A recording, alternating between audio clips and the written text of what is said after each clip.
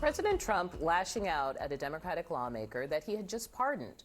The president is now going after Congressman Henry Cuellar after wiping away his federal bribery charges. The Texas Democrat announced he would seek re-election as a Democrat, sending the president into a rage. Trump accused him of a lack of loyalty, adding, "Next time, no more Mr. Nice Guy."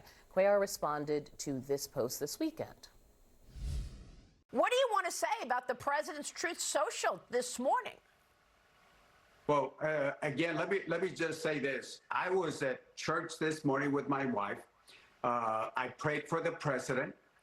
I prayed for his family. And I prayed for the presidency, because if the president succeeds, the country succeeds.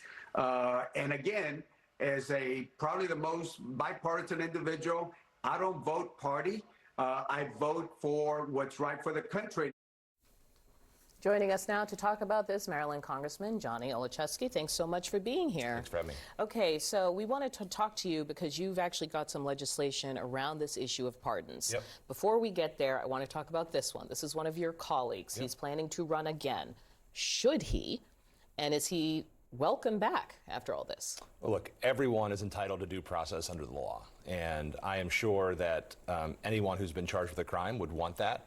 I think that any time the president jumps in front of a adjudication of justice, that's a perversion of our judicial system. And that's one of many reasons why I think my constitutional amendment that would give Congress the ability to review and overturn egregious pardons is appropriate. How do you decide what's egregious? Well, it would require 5 members of the Senate and 20 members of the House to petition for a review, and then it would require a supermajority of 2/3 of both houses to overturn it. So it's a very high threshold. It's a very high threshold. I was about to say. Well, you think about these pardons and what the president did with this president who was a drug trafficker, one of the biggest drug kingpins. We should say that. It was the president of Honduras actually convicted, that's a difference here, convicted in the U.S. on drug trafficking charges. To give people a sense of this, he had a sentence of 45 years for trying to bring in 400 tons of cocaine into the U.S.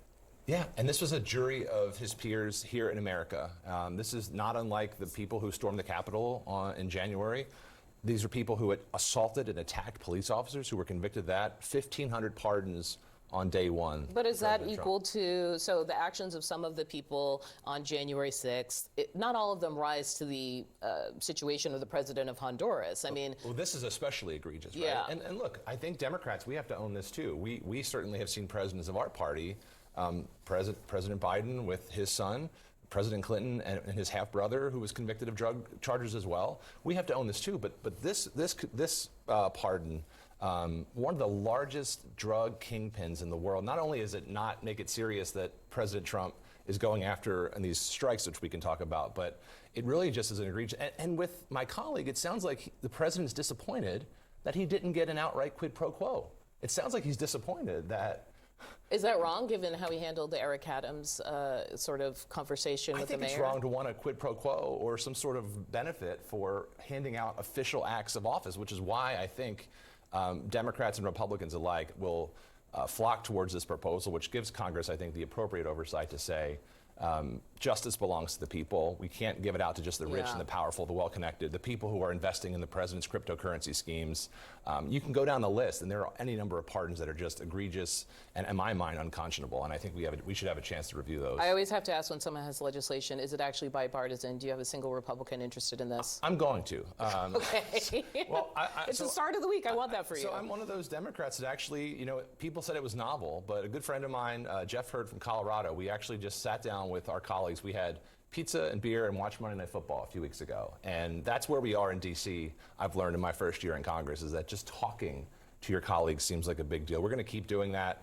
I'm going to make sure that we have support for this really important piece of legislation to amend our Constitution and hold our president accountable. I want to ask you about the Venezuelan boat strike that killed survivors. Do you want to see a full video? Do you think that's something that should be released to the public? Absolutely. I join my colleagues in calling for the full release of the video. I think we obviously should be doing all that we can to prevent the drug flow into this country. If the president and his administration needs more support to intercept and hold accountable and put these individuals in jail for a very long time, sign me up. I'll be the first one to support that. But going after people who are suspected of issues, treating them as if they are enemy combatants and not seeking congressional authority, there's a way to do it. If the president wants to treat these folks as terrorists and individuals who we're at war with, come to Congress, ask for that authority, and give us the reason to provide that authorization and make the case to the American people that these drugs are But are Democrats justified. backed into a corner of basically saying we need to protect the lives of drug runners? I don't think we should support and condone what these individuals are doing. Clearly, the video is people running drugs in this country. And my heart goes out to anyone who's been impacted by drug use. But again, this president isn't serious about that. You look at the pardon we talked about at the top of this segment here. This is a president who wants to just do whatever he wants to do. And I think that we need to have transparency and accountability. We have laws for a reason, and we should hold these individuals accountable in that work. Have you seen the video?